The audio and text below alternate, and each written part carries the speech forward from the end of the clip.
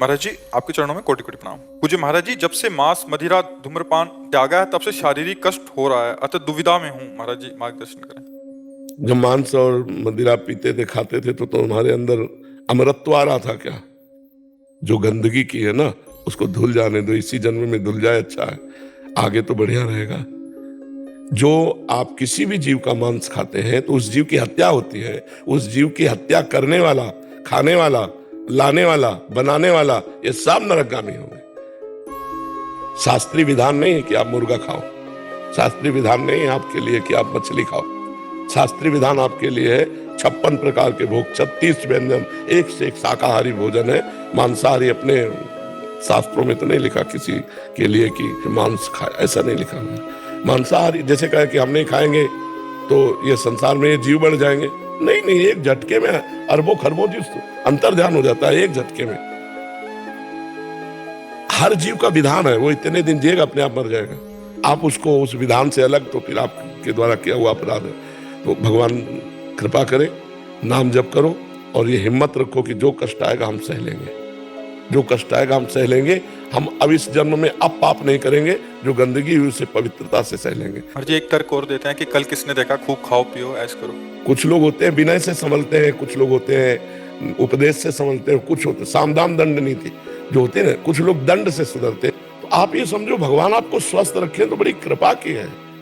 आप अपना काम बना लो, ज्यादा अहंकार मत करो। जैसे पत्ते में लटका हुआ बूंद गिरेगा गिरेगा, जैसे पानी का बुलबुला फूटेगा फूटेगा, अंजुली कस के पकड़ के पानी बांध लो वो निकल ही जाएगा। ऐसे ही तुम्हारी आयु चली ही जाएगी, चाहे गंदे आचरण करो चाहे अच्छे आचरण करो। अच्छे आचरण करोगे परिणाम अच्छा होगा, गंदे आचरण करोगे परिणाम गंदा होगा। अब जो कुछ आ रहा है उसे सह लो। देखो, इस जन्म में हमने जानबूझकर किसी जीव को कष्ट तो नहीं दिया होगा। भूल से कोई पैर पड़ जाए, कोई जीव कष्ट पा गया होगा, वो बात अलग, लेकिन भयानक कष्ट हमें मिल रहा है। अब ये किसी जन्म का पाप है स्टॉक, बोले देखा जाएगा आगे। तो को भगवान की शरण में तो न रुपये की चिंता है, न दवा की चिंता है, न जीने की चिंता है, न मरने की चिंता है। नहीं, यही चिंताएं हमें मार देती। नहीं, भगवान की शरण में, इसलिए सह जाओ। माता जी राधा रानी के चरणों में आ गए हैं जी। हाँ बिल्कुल, अब सह जाओ। नहीं, वो मस्ती ठीक नहीं जो कल हमको हानि दे, वो मस्ती ठीक नहीं। अंकिता जी मेरठ से। राधा वल्लभ श्री हरिवंश। महाराज जी, अगर माया भगवान के अधीन है तो भगवत भजन में लगे प्राणियों को क्यों घेरती है? जब तक अहंकार पूर्ण रूप से समर्पित नहीं हो जाता तब तक ये माया बाधा पहुंचाती रहती है। और जब अहंकार भगवान के चरणों में समर्पित हो जाता है तो माया बाधा नहीं, माता की तरह दुलार करती है। भक्तों के जीवन में दो पक्ष होते हैं। एक होता है जब तक अहंकार शेष रहता है तब तक परीक्षा होती रहती है, और जब अहंकार पूर्ण समर्पित हो जाता है तो गोद में ले लेते हैं। कोई भी भक्त का जीवन आप पढ़ के देखो, उसमें दो पार्ट होंगे। एक होगा उनकी कड़ी परीक्षा और एक होगा उनका फला फूला जीवन, बड़ा आनंदमय जीवन, बड़ा प्रकाशमय जीवन। तो अहंकार जब तक बना रहता है तब तक ये माया फिर प्रश्न करती है। जैसे देवऋषि नारद जी भक्त है, एक बार उनको अहंकार हो मैं काम विजयी हूँ, तो भगवान ने रचना रच दी, फिर वो बड़े विचित्र दशा हुई, कथा कई बार सुना चुके हैं।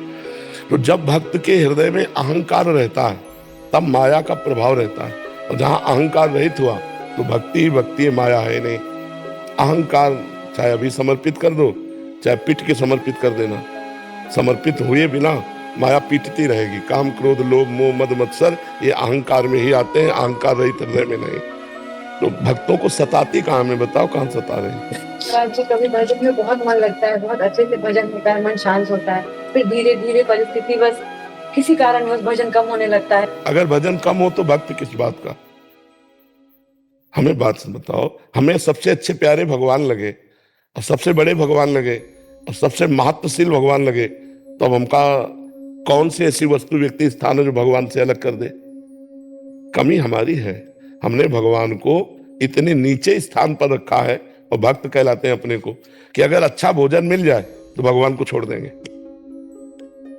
अगर हम भोजन में रुचि पूर्वक पा रहे हैं, भगवान का विस्मरण हो गया तो छोड़ दिया ना। छोटे से किसी घटना में भगवान को छोड़ देंगे, किसी व्यक्ति से बात करने में भगवान को छोड़ देंगे, तो हमने भगवान को पकड़ा कहाँ है? त्रिभुवन की राज्य लक्ष्मी देने पर भी जो आधे पल के लिए भगवान को ना भूले उसे भगवत भक्त कहते हैं। त्रिभुवन की राज्य, तो अभी भक्त कहाँ हुए? ये हमारी मना स्थिति है कि हम भगवान को बहुत नीचे स्थान पे रखें। अब हमें बताओ, इस बात को चिंतन करके बताओ। कोई व्यक्ति मिला, उससे बात के भगवान को भूल गए, तो व्यक्ति श्रेष्ठ हो गया ना, भगवान हल्के हो गए ना। भोजन अच्छा मिला, भगवान को भूल गए, भोजन श्रेष्ठ हुआ ना, भगवान हल्के हो गए ना, भगवान उससे नीचे हो गए ना। कुछ रुपया पैसा, लेन देन, खान पान, भोग सुख सामग्री, जब ब्रह्मादिक के भोग सब विश्वम लागत ताई, नारायण ब्रजचंद की लगन लगी है जाए। त्रिभुवन का कोई भोग, कोई सुख भगवान का विस्मरण ना कराए तो उसे भक्त कहते हैं। अब बोलो, ऐसे भक्त पर क्या परेशानी है? महाराज जी, गृहस्थ जीवन में अगर किसी भोजन बनाते वक्त या अतिथि के आ जाने पर, गोपियों को जानते हो क्यों महापुरुष कहा गया? गोपियों को बड़े बड़े संत, बड़े बड़े परमहंस, उनकी चरण वंदना, कि वो हर कार्य में भगवान का स्मरण करते थे। हम रोटी बना रहे, कृष्ण कृष्ण कृष्ण कृष्ण, राधा राधा राधा राधा, क्या परेशान है? हम परोस रहे, सामने भगवान देख रहे हैं, अपने रिश्तेदार, अपने अतिथि, अपने परिवारजनों को बड़े प्यार से पवा रहे, प्रभु इस रूप में पा रहे, राधा अंदर चल रहा, क्या परेशान है? मातृ बुद्धि ना होने के कारण। महाराज जी अभी ऐप में जैसे रिमाइंडर आ गया 15 मिनट पे, तो महाराज जी अगर 15 मिनट ये क्या होता है? राधा नाम का रिमाइंडर लगा दे कि जैसे आप कहते हैं ना 5-5 मिनट में नाम जप करें, तो ऐप में हमने वो डाल दिया है। अच्छा, महाराज जी आपकी आवाज में वो राधा मतलब श्री हरिवंश हर 15। हाँ, तो वो जुड़े रहे।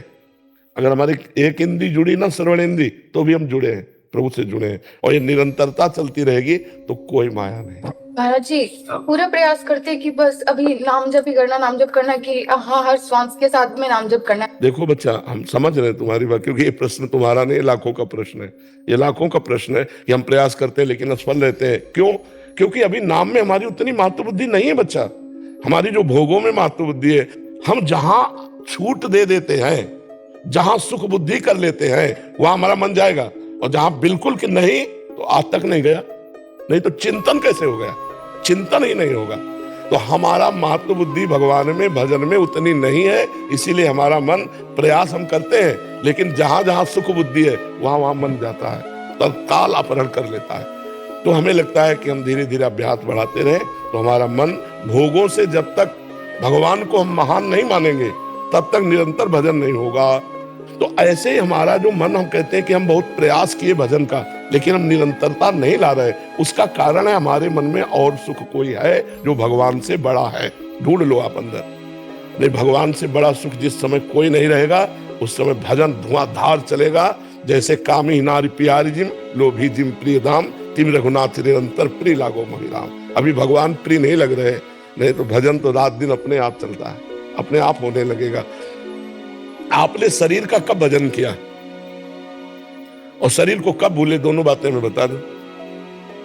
शरीर को कब भूले और शरीर का कब भजन किया आपने, दोनों बातें समझ में आ रही ना? ना तो शरीर का भजन किया और ना कभी शरीर को भूले। क्यों? क्योंकि शरीर को प्यार करते हो आप मैं मानकर, बस ऐसे ही भगवान को प्यार कर लो मेरे, तो कभी भूलोगे नहीं, कभी नहीं भूलोगे। जैसे हम सो के उठे फिर हमें समझना पड़े कि मैं कौन हूं, मैं पुरुष हूं, मैं स्त्री हूं, मैं कहां हूं, ऐसा कुछ नहीं। उठे अपने कार्य में लग गए, क्यों? भूले ही नहीं ना। लेकिन भगवान को भूल जाते हैं यार, आधा घंटा से भगवान को भूल गए। क्यों? क्योंकि भगवान अभी शरीर के बराबर प्रिय नहीं है, अभी भोगों के बराबर प्रिय नहीं। ये खूब अंदर की मनन की भी बात हम आपको बता रहे, लिखी पढ़ी बात नहीं। जिस दिन भगवान का स्थान सबसे ऊंचे होगा उस दिन भगवान का भजन निरंतर होगा, बिना प्रयास के होगा, अनायास होगा। अब ये सत्संग सुनते सुनते संसार के भोगों से राग रहित हो और भगवान को सर्वोच्च स्थान पर रखो, तो हर समय यह जो परे में सहज स्वभाव, श्री हरिवंश नाम रस चाओ, नाव सुदृढ़ भव तरन को स्वभाव बन जाएगा। राधा राधा श्री हरिवंश, राधा वल्लभ श्री हरिवंश, स्वभाव बन जाएगा। राजेंद्र दास जी, जय सीताराम। महाराज जी आपके चरणों में कोटि कोटि दंडवत साष्टांग प्रणाम। महाराज जी कुछ समय पहले भजन करने में बहुत आनंद आता था, चिंतन भी अच्छा बनता था। अब भजन तो होता है पर पहले जैसा आनंद कहाँ गया, ना चिंतन बन रहा है। महाराज जी मार्गदर्शन करें। दो बातें इसमें हो सकती है, ढूंढ लेना। पहला, किसी वैष्णव का अपराध बन गया, मानसिक, शारीरिक, वाचिक, उससे हो जाता है। और दूसरा, कोई गलत आचरण, कोई गलत चिंतन, कोई गलत भोजन, तो उसके प्रभाव से ऐसा हो जाता है। अन्यथा आनंद बढ़ना चाहिए, घटना नहीं चाहिए। चिंतन बढ़ना चाहिए, घटना नहीं चाहिए। ये दो जगह ढूंढ लेना, भोजन गलत, चिंतन गलत, आचरण गलत, या किसी वैष्णव अपराध। इन दो डिपार्टमेंट, एक अपनी तरफ से गलती, एक वैष्णव की तरफ दोष दर्शन।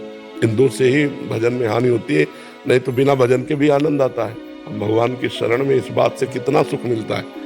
कोई यहाँ का पदाधिकारी आपसे को नंबर दे दे केवल, कि कभी जरूरत पड़े और हाथ मिला ले, दोबारा जिंदगी में फोन ना उठावे तो छाती फुलाए घूमोगे। और अनंत ब्रह्मांडों का मालिक कह रहा है योगक्षेमम वहाम्यहम् केवल अनन्यस् चिन्तयन्तो माम, हम उनके दास है, फिर हमारे हृदय में उदासी हो, शोक हो, ऐसा कैसे हो सकता है?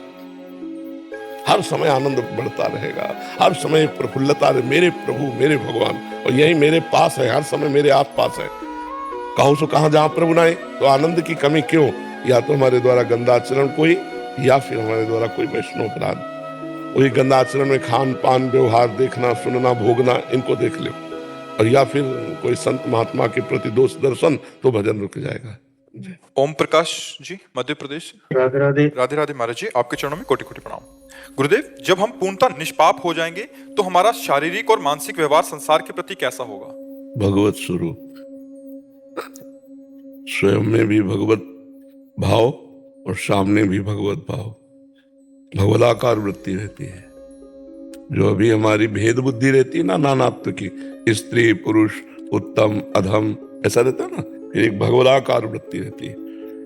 वो अनुभवगम्य है, वाणी के द्वारा नहीं बताई जा सकती।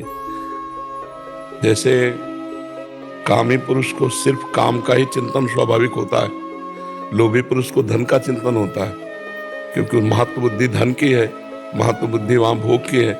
ऐसे महत्व बुद्धि यहाँ श्री भगवान की है, भगवान सर्वत्र है। ये अनुभव जब भगवान की लीला कथा सुनी जाती है, नाम जप किया जाता है, नाम कीर्तन किया जाता है, तो अंतःकरण भगवदाकार हो जाता है। अब वो जिधर देता है, पृथ्वी में, आकाश में, जल में, वायु में, अग्नि में, या जड़ में, चैतन्य में, जहां देखता है वहां अपने भगवान दिखाई देते हैं। वो भगवत भाव से व्यवहार करता है। निष्पाप महापुरुष की स्थिति भगवदाकार होती है। एक संत जा रहे थे जो निष्पाप थे, तो उनको कुछ उद्दंड लोग थे, तो उन्होंने उनको मारा। एक घटना है, तो उनके ऐसे सब खून निकल रहा था, और पीट के चले गए। कुछ उद्दंड लोग होते हैं। तो एक डॉक्टर गाड़ी से निकल रहा था, तो देखा अरे संत, तो गाड़ी में बैठाला, अपने अस्पताल ले गया। वहां उनकी सब पट्टी और सबकी गर्म दूध पिला रहा था, और पुलिस बुला ली थी। तो पूछा, महाराज जी आप सच्ची बताना, आप जानते हैं उन लोगों को जिन्होंने मारा है? उनका हाँ जानते हैं। कौन हो? बोले आप ही तो हो। बोले महाराज जी की मानसिकता बिगड़ गई लगता है। बोले प्यारे अब छुप नहीं सकते, आपने ही मारा, आप ही लाए, और आप ही दूध पिला रहे हो, और आप ही पूछ रहे हो। वो भगवदाकार वृत्ति। फिर वो तो घबरा गए डॉक्टर कि हमको बेमतलब फंसा देंगे। फिर दूसरे जो भागवतिक विचार वाले थे, जो उनसे प्रश्न उत्तर किया, तो उनको समझ में आया तो भगवदाकार वृत्ति में है। आप ही मारने वाले हो, आप ही दूध पिलाने वाले हो, दूसरा कोई नहीं है। ये भाव, सिर्फ भगवतमयी वृत्ति, जिधर देखो उधर। जैसे निष्पाप हृदय हो गया नामदेव जी का, तो रोटी पका रहे थे विट्ठल भगवान के भोग के लिए, तो घी लेने अंदर गए, इधर सब रोटी कुत्ते ने मुंह में उठाई और चल दिया। तो आप घी का कटोरा लेके पीछे दौड़ रहे, प्रभु रुक जाओ, घी चुपर देने दो, सूखी मत खाओ, नाथ आप सूखी मत खाओ। कुत्ते के पीछे नाथ नाथ हे प्रभु हे प्रभु। तो विट्ठल भगवान कुत्ते से प्रकट हो गए, क्योंकि कहो सो कहाँ जहाँ प्रभु नहीं। तो जिसकी भगवदाकार वृत्ति होती है, वो विद्या विनय संपन्ने ब्राह्मणे गविहस्तनी सुनीचो सुपाके चा पंडिता समदर्शना। विद्या विनय संपन्न ब्राह्मण में, अर्थात परम पवित्र में, कुत्ते में, चांडाल में, हाथी में, गाय में, वो एक ही परमात्मा को देखकर व्यवहार करता है। समदर्शना, सब जगह अपने प्रभु को देखता है। निष्पाप हृदय का लक्षण ही है। समझ पाए आप? बाबा एक उपकार हो गया मेरे से। मैं आप यहाँ से चरण पादुका लेके गया था आपसे, आपका प्रसाद करा के। उसमें क्या है, सितारे हैं और वो गढ़ रहे हैं, तो मेरे को लग रहा कि मेरी वजह से आपको गढ़ रहे हैं, मेरे को सितारे पादु महाराज जी वो मोती लगे होंगे, तो इनको लग रहा होगा कि अपनी भावना में कि गुरुदेव पहन रहे होंगे। मेरे वजह से आपको नहीं, तो उसमें आप उसमें भाव बदलो। उसमें भाव ये बदलो कि महाराज जी का एक्यूपेशर जब होना होता है तो इसमें चल भावनाएं तो करनी है। महाराज जी का स्वास्थ्य बिगड़ा है तो ये भगवान ने इसलिए लगा दिए कि वो जब ये पहनेंगे तो उनका एक्यूप्रेशर हो जाएगा, बस हो गया। आप तो मेरी वजह से आपको कांटा चुभ जाए, मैं जैसे नहीं, आपका भाव बहुत सुंदर है, भगवान आपके भाव की रक्षा करे। हम भाव वही है जो निगेटिव न जाने पाए, पॉजिटिव ले आवे, हर भाव को पॉजिटिव ले आवे। भक्त का लक्षण होता है हर भाव को सकारात्मक लेना। अब ये है कि हर समय तो आप बराबर प्लेन पहनते हो और कुछ समय खुरदरी पहनोगे ना तो आपका एक्यूप्रेशर हो जाएगा। ठीक है गुरुदेव भगवान, आप समझ गए, आप क्यों ऐसे ही लाए, बस हो गया। जाने से पहले मेरे को भेज दीजिएगा, किसी भी चूड़ी में भेज दीजिएगा, लेकिन आपके बिना मैं नहीं रह सकता महाराज जी। बहुत बहुत सुंदर भाव है, पर इसमें यह है कि भगवान का खेल होता है, जब जाना होता है तभी जाना होता है। इसमें ऐसा हो नहीं सकता वहां अलग अलग भेजा जाएगा। तो इसलिए हमें लगता है राधा राधा राधा राधा जपे, और जब तक श्री जी रख रही तब तक रखे, जब बुला ले तो बुला ले, ऐसा रखे। आचार्य अंकित गोयल जी, राधे राधे। महाराज जी, क्या हमारे कर्म से किसी की पीड़ा कम हो तो क्या ये ईश्वर विधान में बाधा है? नहीं, ईश्वर विधान है तभी आप उसकी पीड़ा कम कर सकते हैं, ऐसे कर ही नहीं सकते। आप पहुंच ही नहीं सकते ना आपकी दृष्टि में वो आएगा, ना आपके श्रवण पथ में आएगा, ना आप उसके सानिध्य में जाएंगे। जैसी हो भवतव्यता तैसी बने सहाय, आप ना आवे ताई पर ताई तहां ले जाए। अगर आपके द्वारा किसी का हित होना तो आपको दिखाई देगा, अरे ये तो दुख की स्थिति में हो, आप टूट पड़ेंगे। तो ये उसका विधान था, बस उतना ही दुख भोगना था, अब उससे सुख का संविधान था जिससे आपको मिला दे। ये नहीं कि कोई बीमार पड़ा है तो हमारे अंदर ये विचार आए कि अगर हम इसकी औषधि कराई तो भगवान इसे दुख देना चाहते, दुख के विधान में हम कहीं बाधा तो नहीं, ऐसा नहीं। भगवान ने आपकी दृष्टि पथ पे लाए, श्रवण पथ पे लाए कि यार वहां बीमार आदमी एक पड़ा है, आप चलेंगे क्या? तो इसका मतलब है भगवान आपके द्वारा पहले विधान निश्चित कर चुके हैं उसकी दुख निवृत्ति का, समझ रहे ना जी। रुचिता जी पुणे से, महाराज जी आपके चरणों में कोटि कोटि प्रणाम। गुरुदेव भगवान, आपको सुनने से पहले मेरे मन में अनंत कोटि ब्रह्मांड नायक श्री कृष्ण को जानने के सवालों का चक्र सा दिमाग में घूमता रहता था। आप कहते हैं कि भगवत प्राप्ति के बाद भक्त के मन में कोई इच्छा नहीं रह जाती, वो केवल भगवान की सेवा, भक्ति और प्रेम में डूबा रहता है।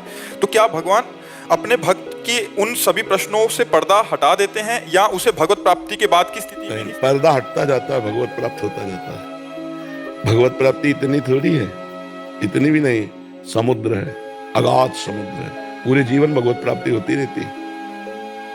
नवम नवम नवम नवम अनुभव, नवम नवम भगवान के।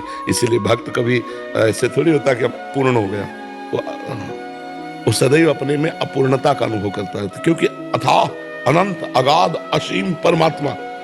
अगर हम जान गए तो अनंत को अंत पा गए ना, तो फिर अनंत कैसा? असीम अगाध अनंत परमात्मा पूरे जीवन जानते जानते जानते जानते व्यतीत हो जाता है। फिर भी वो वेद जब नेति नेति कहते हैं तो कोई ऐसा, भगवान शेष जी अपनी 2000 जिह्वा से भगवान का यश गाते हैं लेकिन कभी पूर्ण नहीं हुआ। भगवान अनंत है, इसलिए कोई अंत नहीं पा सकता। वो अनादि है, वो अकाल है, वो अनंत है, वो महिमा में है।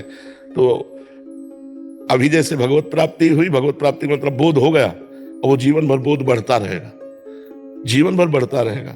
उसमें थोड़ी था कि हम पूरा देख लिया, नहीं, वो अनंत है, उसे कोई पार नहीं पा सकता। अगर आपने देखा तो अपनी बुद्धि के क्षेत्र को देखा, परमात्मा के क्षेत्र को नहीं। परमात्मा तो अनंत है। सीपी में कहीं समुद्र आ सकता है क्या? सीपी समझते हैं ना, समुद्र किनारे होती हो इतनी बड़ी 2 ढक्कन, ऐसे सीपी में समुद्र आ सकता है। हमारी बुद्धि सीपी है, परमात्मा समुद्र है, तो कैसे आ सकता है? तो पूरे जीवन भर लगे रहे तो समुद्र की थापा लेंगे क्या सीपी से उलीचने में? ऐसे हम पूरे जीवन भर बुद्धि लड़ाते रहे, क्या परमात्मा का पार पा लेंगे क्या? जी। सात्विका पांडे जी, आपके चरणों में कोटि कोटि प्रणाम। महाराज जी, मृत्यु इस संसार में बिल्कुल सत्य है, हम कैसे इसे प्राकृतिक रूप से दर्द और भयमुक्त बना सकते हैं? नाम जप करो, भगवान की लीला कथा सुनो, भगवान की सेवा करो, जिससे अंतःकरण पवित्र हो, तो ये ज्ञान हो जाए कि मृत्यु है ही नहीं। किसका प्रश्न है? मृत्यु किसकी है ही नहीं। मृत्यु किसी की नहीं है। पंचभूत आकृति बिखरी, पंचभूतों में मिल गए, जीव मन 5 ज्ञानेंद्रियां 5 कर्मेंद्रियां, इनको लेकर के आगे यात्रा शुरू की। कुछ नहीं मरा, ट्रांसफर हुआ।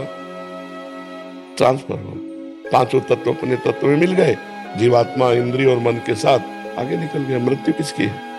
हाँ, जो देहाभिमानी जीव है उसको ज्ञान ना होने के कारण देह की भयंकर पीड़ा जब प्राण निकलते हैं उस समय उसे महसूस होती है। तो अगर हम भजन कर लें, भगवान की कृपा प्राप्त कर लें, तो जैसे मतवाले हाथी के गले से छोटी फूलों की माला टूटकर गिर जाए, उसे पता नहीं चलता, ऐसे ही भक्त की जब मृत्यु होती है तो उसे कोई कष्ट नहीं होता।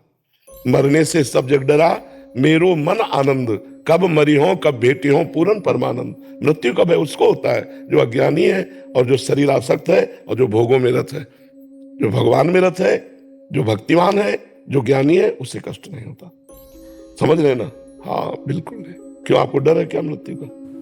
महाराज जी, जैसे हमारा शरीर है, जब एक चींटी काटते हैं तो हमें शरीर में ही दर्द होता है, तो इसीलिए वैसे ही मृत्यु। क्योंकि शरीर में आसक्त हो। देखो बच्चा, जैसे हम इस कपड़े में आसक्त हो और कोई इसे जरा सा फाड़े तो मुझे दर्द होगा ना? क्या मैं ये हूं क्या? नहीं ना। जिसमें आसक्त हो गया हूं, जैसे अभी हमें घटना सुनाई दे कि मथुरा में एक्सीडेंट हुआ, 5 लोग मरे, तो अपने लोग कहेंगे ना, क्यों डिस्टर्ब करते हो, सत्संग चल रहा है, बेमतलब की बात करते हो। बोले नहीं, उसमें तुम्हारे मौसिया थे। अब बात हो, अब आ गए, क्योंकि तुम्हारा कोई था, अब हवा निकल गई, अब दिमाग खराब हो जाएगा। हमारा जहां कहीं भी दुख का लेस भी है, वो संबंध से है। और शरीर को संबंध क्या मैं ही मान लिया? अब इस अज्ञान को हटाए बिना कष्ट तो लगेगा ही, नहीं तो कष्ट तो इस शरीर को भी है। दोनों किडनी फेल है, हर नस नाड़ी पीड़ा दे रही है, लेकिन आपको लग रहा है कि मैं परेशान हूं। क्यों? क्योंकि शरीर में कष्ट है और मैं प्रभु में हूं, तो बड़ा अंतराय है। कष्ट होते हुए भी नहीं है, क्योंकि प्रभु में हूं। अब शरीर में होते तो अस्पताल में पड़े होते, प्रवचन थोड़ी कर रहे होते।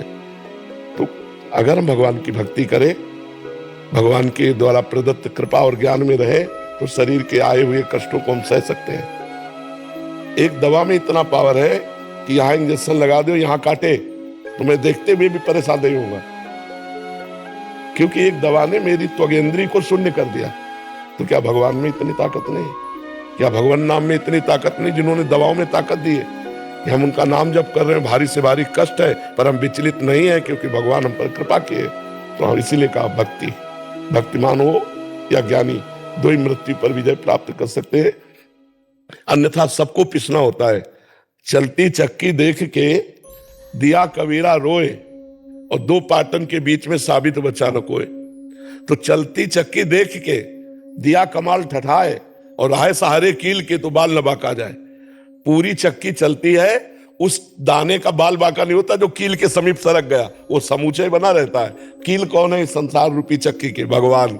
जो भगवान की शरण में चला गया, उसका बाल बाका नहीं होता। खूब नाम जप करो, नाम कीर्तन करो, भगवान की कथा सुनो, भगवान की सेवा करो, इसी से मृत्यु पर विजय प्राप्त की जा सकती है। दूसरा कोई उपाय नहीं।